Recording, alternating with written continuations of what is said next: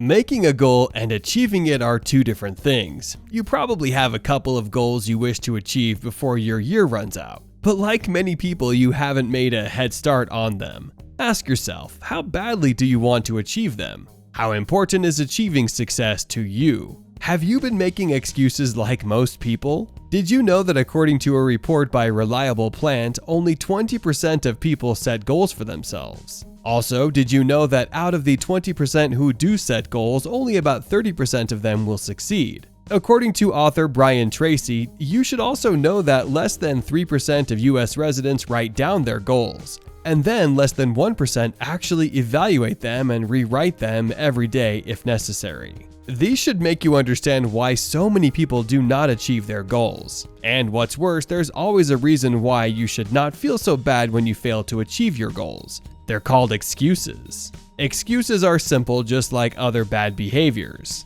They provide you with the freedom to confine yourself to your comfort zone and accept your lot in life. However, as time goes on, the thing inside you will eventually realize that this style of life is insufficient for you. So, once again, you must ask yourself how badly you want it. Is it worth obsessing over? As Brian Tracy suggested, you might need to rewrite your goals constantly, which sounds like an obsession. So how can you become obsessed with your goals and destroy your excuses?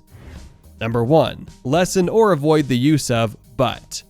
When making your statements, maybe you want to write a book before the year runs out, but you feel like you don't have the time. If you notice, you'll see that the statement switched from positivity and possibility after the word but. Now, rather than use but, you can cut yourself off and replace it with I really want to. This forces your mind to shift its attention from the obstacles you are currently facing to the strategies you need to create to achieve your goals.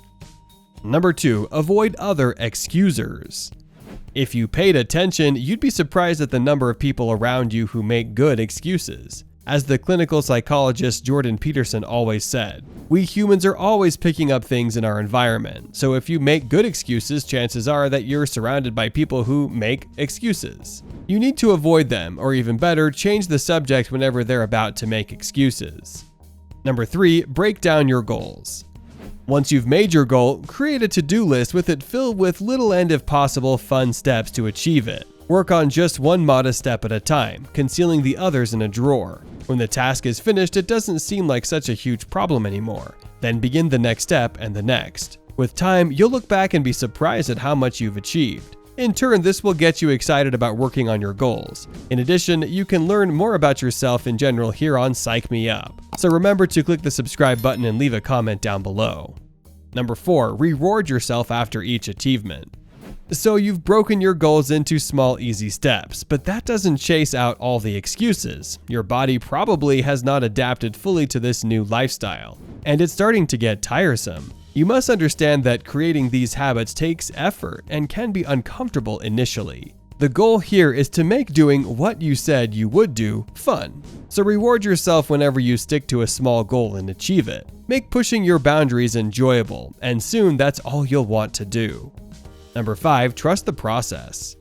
Let's say you want to start writing your book, but your mind goes blank, and then you stop writing. Later, you might decide that you're experiencing writer's block. In these situations, you're not denying or accepting anything. Instead, you're just looking at the obstacles in your path. When you let these obstacles persist, excuses begin to pop out. Then you might decide to reduce the time you set for writing or change what you're writing about. However, if you adopt a proactive mindset by trusting the process, you won't need to eliminate your excuses. Instead, you'll simply do what you said you'd do and forget about what could go wrong. In order to achieve your aim, you have to set goals, but not only that. Make them so that you become obsessed with them and destroy your excuses. You can learn more about goals in the next video. See you there.